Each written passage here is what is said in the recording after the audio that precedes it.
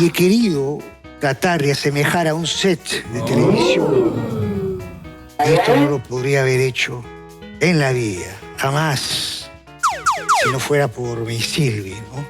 Mi mujer tan querida. ¿Cómo estás, mi Silvi, que me acompaña, está por aquí? Silvita, ¿quieres saludar? Saluda a las... Quiero mandarle saludos a mi mamá que me está mirando. Pero hablándoles de la actualidad también, porque me he enterado por ahí que está de moda esto de la suplantación. Y he querido tomar justamente ese nombre, suplantación, para arrancar con mi libro. Y mi mujer me va a ayudar a descifrarlo.